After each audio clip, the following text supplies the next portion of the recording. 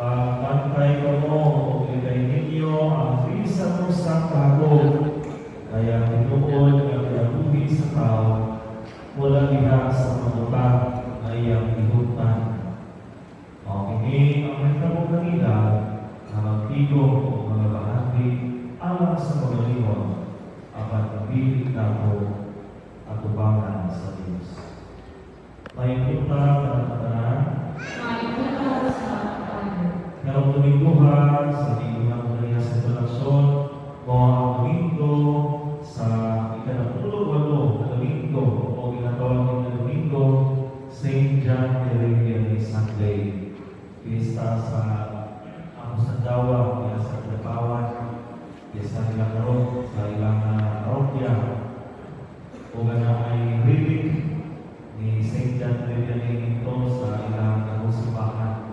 So, makasabot ang relic is na itong ay part sa igamit, part sa lawas sa Diyos. So, gamayan na kung may natawag na may veneration o relic.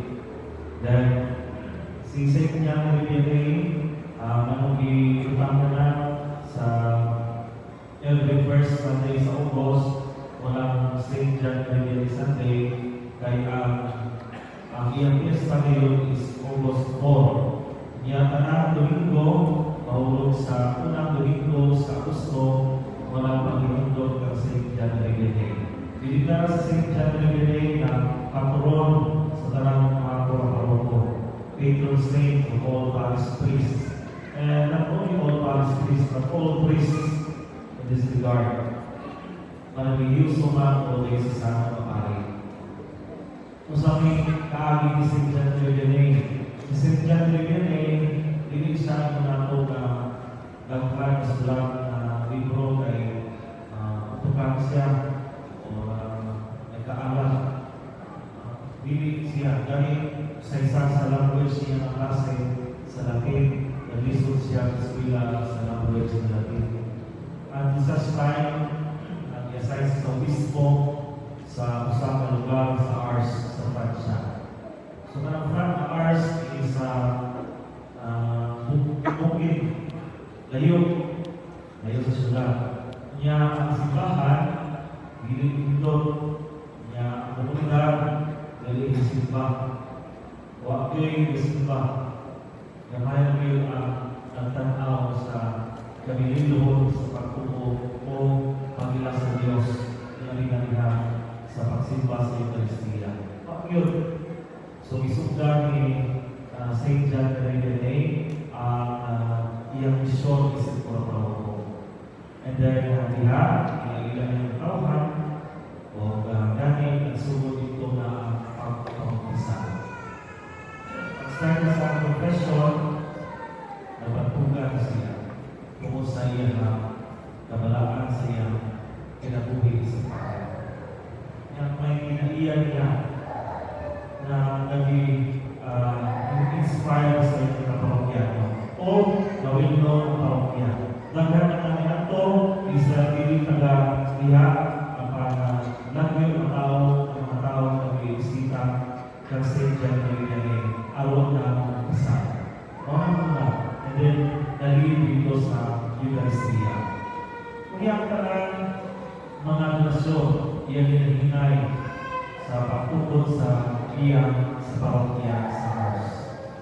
Ang pinakaroon, pagkutanawon, ako tayo ang simbahan o iyang karoon na lugar na sa Ars na civilize kung sa kadang pilgrims na ito dito.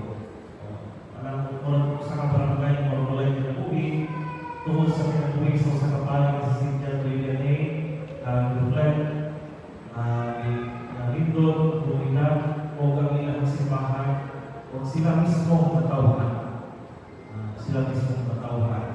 Ikan sa layo ang pinatuwing at sa Ginoo, nato na paluod sa Ginoo, kung sila mismo iya sa komunidad na kita na pagkasya sa buhay Diyos.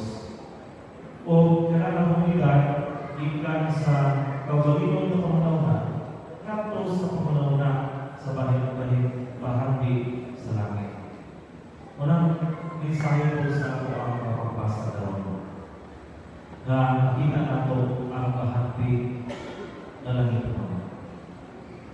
kita malubog diha sa kahuyang sa tao.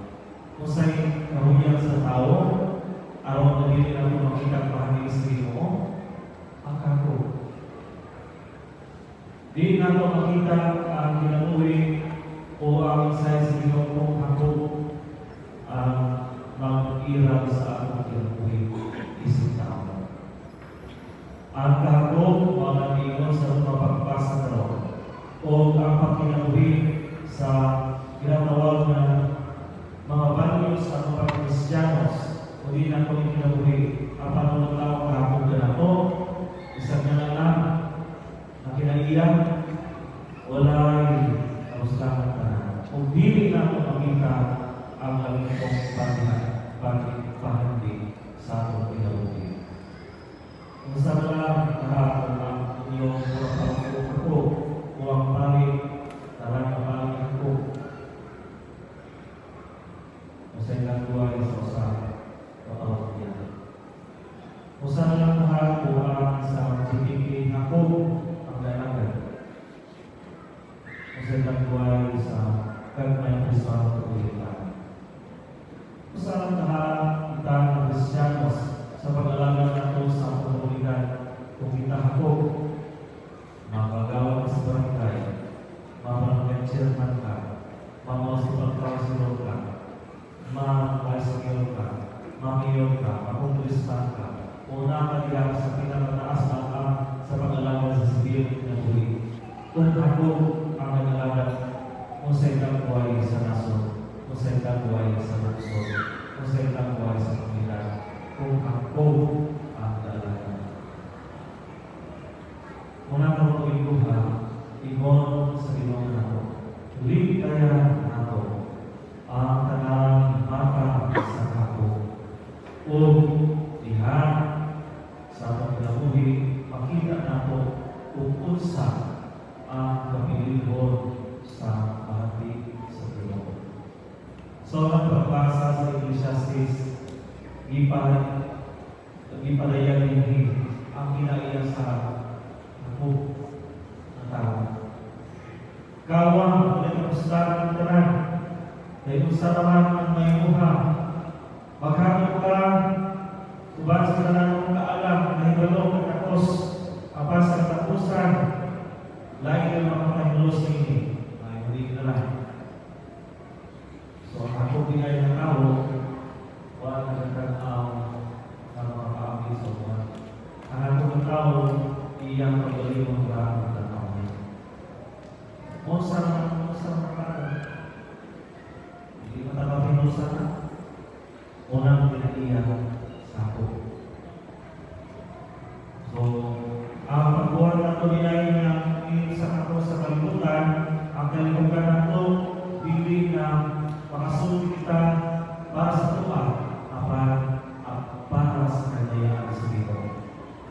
Unang nila sa iyong pamilya, mag-away ang pag-iayon, mag-away ang malusubon, kung pagdawin mo na naon-naon.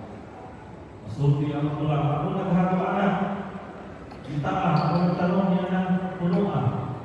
Yan dito makapagtulos. Anak ako na isuot. Yan pagpapulag ako na panahon. Away na ang mga ako. Muna nagtapos sa Evangelyo. Ingon ni Jesus sa tao na nagtutulog kaniya, magtutulog ako sa ulihan, gusto ako na balikan ako. Ang pagtutuluan sa Jesus sa tingin ng natin. Kundo, sa kayo sa kanila na ako ang sa pag-usay ka ninyo. Kunyan, panayin si Jesus sa Panginoon, pagpantay ka mo, uli kayo ninyo, isang ko sa kako, kaya kinuon na kinabuhi sa tao, wala kaya sa utang, ay iyong pipon, o girutan, isa ko sa katao, huwag kayo kinabuhi niya. Kaya, dungan si Jesus o sa tingnan. Sakot na takot. Dahil pag nalayan ako, paglipay na lang ko. Pag-inom ko kaon ko, natutuloy ng pagkaon. Yan, hindi ka tanaw ay sa iyang mga kaubahan sa iyong sumon. Na ingon, tuloy ko ang tarong matay ka. Isa na kapapay